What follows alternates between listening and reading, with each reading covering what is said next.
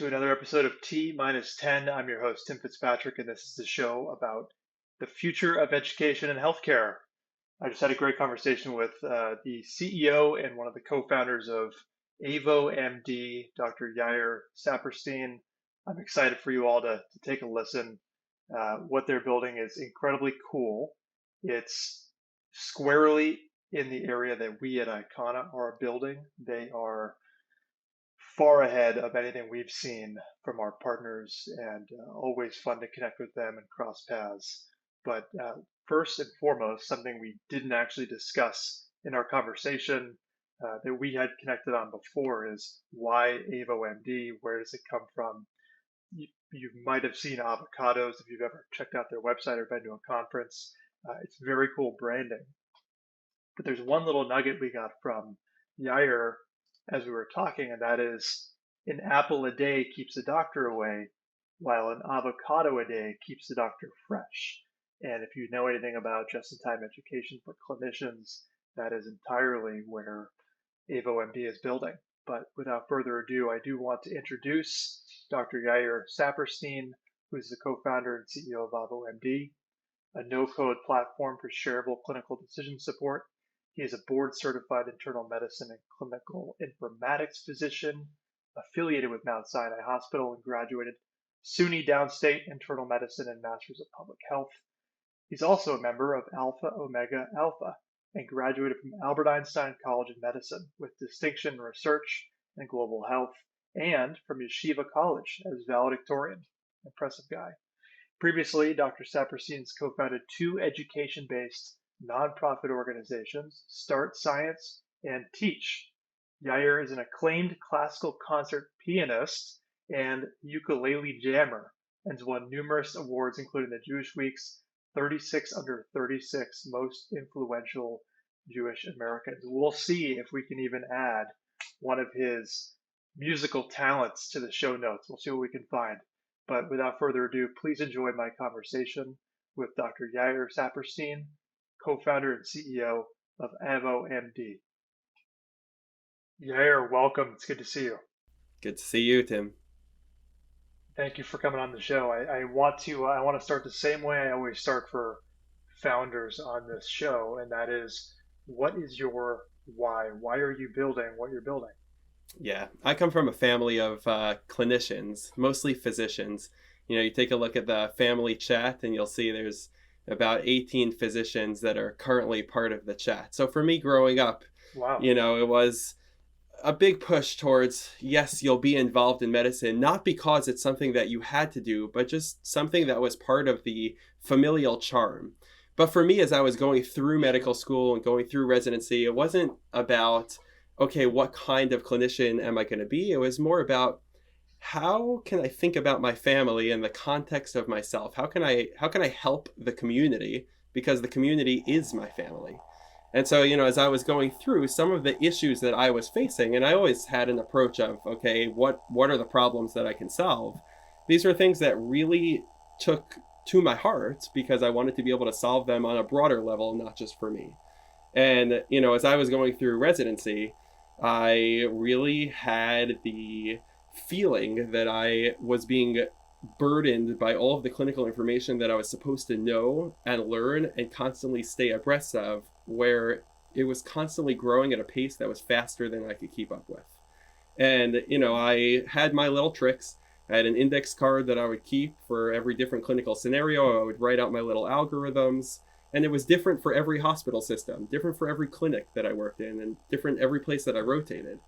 And I became a little smarter about it. I made it digital for myself. I took pictures of it on my phone so that I can access it whenever I need it. I'm walking down the hallway to the patient and, they got COPD. I'm going to pull up my COPD algorithm.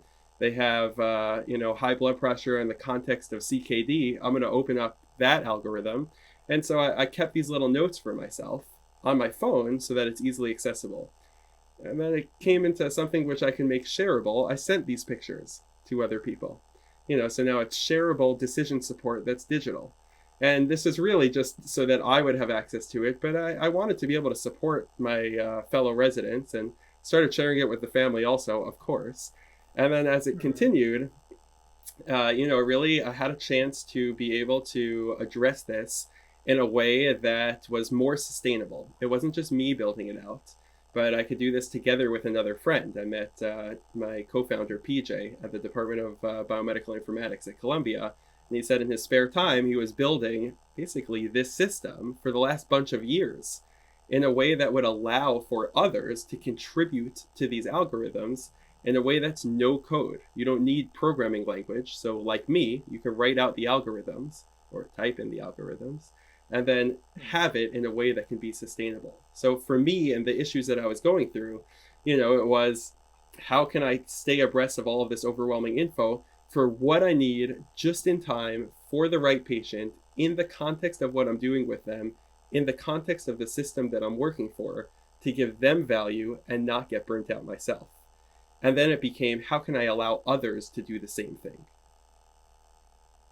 So this is so cool for a number of reasons. Number one, you have the world's best family beta users. I can't believe you, 18 to 20 people, you can just say on a whim, hey, what do you think? Um, so that's very cool. And I know I have the fortune of knowing a bit about what you're building because we've crossed paths so many times from startup health and competitions and all kinds of fun community events. But one question I often hear talked about among whether it's on deck groups or on Twitter or on LinkedIn is the number of clinicians who make the decision to build something. And whether it's part time or full time to make the leap, it's a big decision. It's kind of a pull. A lot of them describe it as, hey, I want to do something that I found I was doing for myself that added a ton of value that others could contribute towards, or that it was adding value to their own lives and improving their workflows and their point of care. How did you, I'd love to hear you kind of talk about, and I want to understand, you are full time? Are you still doing any time with patients, practicing? Can you talk through that aspect of your life and how you kind of balance either the transition or how you spend your time on AvoMD? Yeah. So at the point in the story, we were up to the shareable decision support, right? And so together Okay. with this co-founder, I was still in the middle of residency and we had built this system that can really help us. He was a fellow in informatics and clinical informatics. And at the time I was an internal medicine resident. And then progressing a little bit further, it was okay, I became a chief resident and it really became an education tool. How can I have my residents continue to learn with this tool in a way that didn't mean to be a business, didn't mean to be an organization. It was just how can I not just teach myself, but now teach others through this tool. And as I progressed, at first I thought I was going to go to informatics fellowship and I was going to practice. And I helped the system transition to Epic. So I was involved in some informatics work. Then we went through COVID. Instead of being in charge of 30 clinicians, I was in charge of 400 clinicians, and they're not internal medicine residents. They're peds and ortho and coming in from all over into Brooklyn to be able to help out. And that was really a changing experience. It was one that led me to continue to really think in my mind that I want to be able to have an impact that can impact multiple people at once rather than just the one, but still have that direct contact with one. And so on that trail, where I thought I was going to go for an informatics fellowship, I was thinking about what do I want? What do I want the ability to do? And I want the ability to have the positive influence for change, that I can take in feedback from others and apply that and, help not just myself, but help others, both my friends and family, right, who are within this medical practice. And so as I continued on, it was how can I do both? Can I do fellowship and also have this? And I really wouldn't have been able to devote the time that I wanted to this. And it was really go hard or go home. Like start the company, run the company, see where it can go, see if it can provide value, build it to have even more value, integrate into the electronic health record, allow for it to have just-in-time learning, not just on your phone, but on your desktop, to take in patient values, everything that I dreamt for it to do. I couldn't really Right. do it unless I really dove in. So I did. So I pulled out of the fellowship trail. I dove in. I ended up getting my board certification separately, through the ABPM because I got grandfathered in. And so I really was able to devote the time to the company.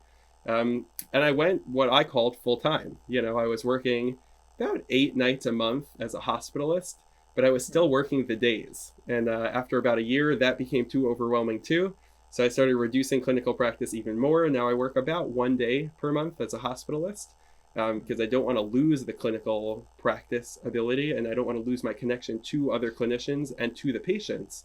But I still need the time to be able to devote to this and all of the activities that this involves. And so I find myself in the middle of both worlds where the worlds combine. To be able to build a system for clinicians, I still need it to help myself.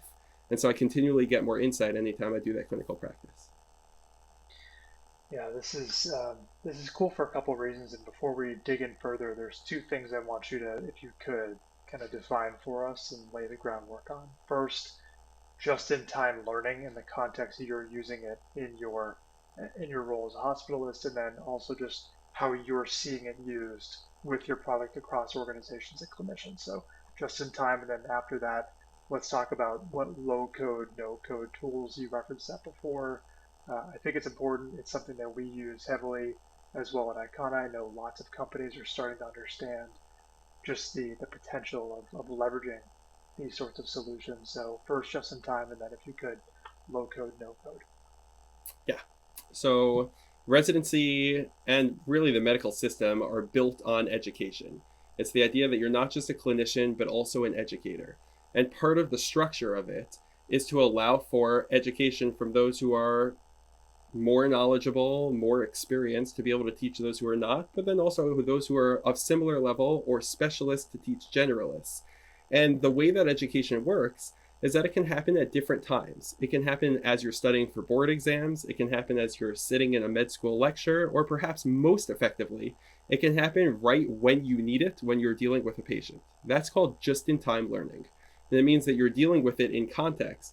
They say if you look up the information that you need right there for that patient, it will stick with you because of that context and because it happens just in time.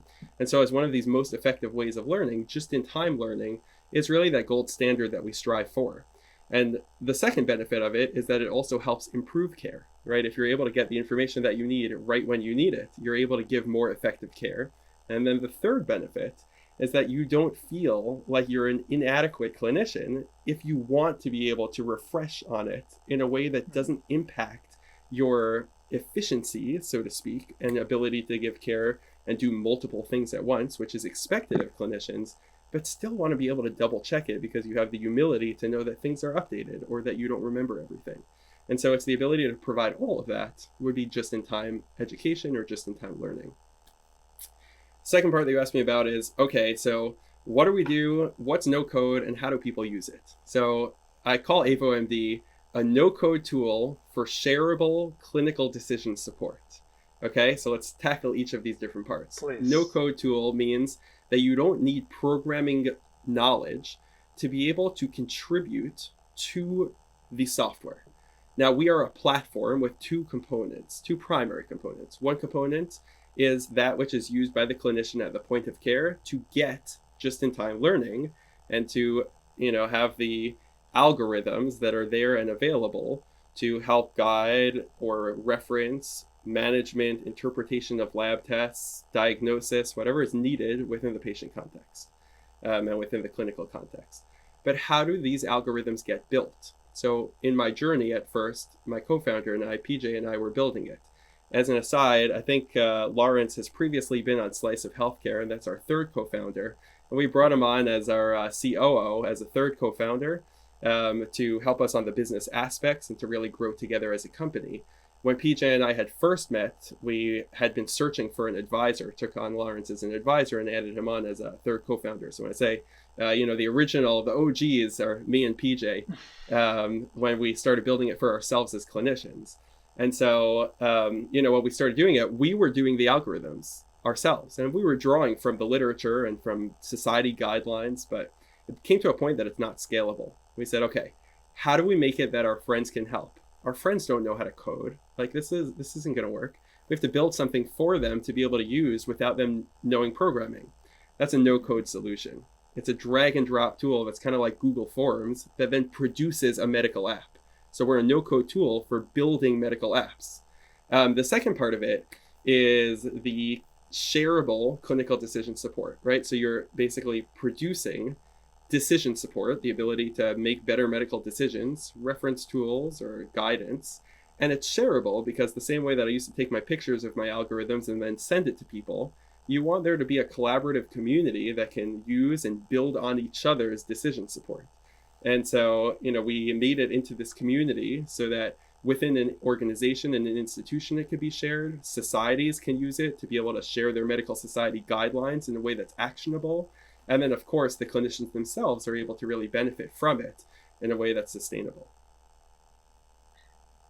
Okay, this is one of the coolest tools. I've seen it in action at some of your talks, and it has so much potential. Obviously, we focus at Icon a lot on patient education, and I can imagine something like this easily making its way into that world because it's already there, frankly, at the point of care, as you've already talked about.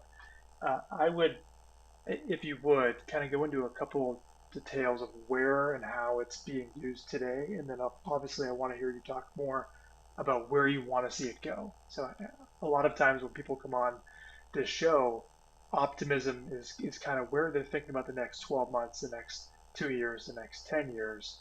You are someone who has 2 feet in the present, has been involved at the point of care, and you're also building for what will be a very exciting road ahead, especially if you're working with some of these organizations where so many clinicians are involved. So talk to me a bit about use cases today and then what you're hoping to build for tomorrow. Yeah, so let me tell you it in the shape of a triangle. This isn't the best triangle I Cool. could make Very if you're helpful. watching the video, but the basic triangle that I call the Lawrence triangle, in honor of our third co-founder. And then I'm going to start at the center, right? So the center is that we are a platform, and this platform is a no-code tool for building medical apps and specifically for building clinical decision support. And that means that its use cases already as it exists varies. The ability to build society guidelines, FDA fact sheets, help for insurance questions about which medications are covered so that you know that you're sending the patient out on what's actually going to be covered and they're not going to return, and beyond, because all of this is buildable from the no-code tool. Now, to zoom in and form, or zoom out and form the triangle, we started now, most recently, with working with medical societies. For example, the SCCT or the KDIGO guidelines. Here it's relevant for kidneys, right? And Mhm. so for kidney care. And so, for example, we built with KDIGO some of their guidelines into decision support. Now, it's going to be different for every hospital system and every clinic and every dialysis care center, how exactly they're going to employ these society guidelines. So through our no-code tool, they're able to take it as they wish or to customize it to their own needs as an institution. Now, we do have an analytics layer that sits on top. They're able to see how the clinicians are using it, help guide, how is the medical decision making actually happening, and get some insight into it in a way that can allow for the entire medical community to allow for more standardization while also improving care while providing just-in-time education. It's not forcing clinicians to do something, it's being there as a reference. Now, the third part and the other leg of the triangle is I actually come from the nonprofit world. I started 2 nonprofits in the education space, and for me, have since handed it off to different management after we grew them both to international scale. And my heart's still in the both education and nonprofit space. And in the nonprofit world, we like to give away things for free.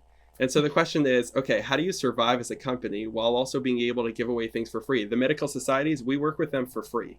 And the hospital systems, we'd like to work with them for free, but how do we survive? So we realized, look, there is a third party that exists, and that's life sciences, pharma companies, med device companies. But we are very wary, for me coming from a clinician background, of having the influence of pharma or medical devices into the guidelines.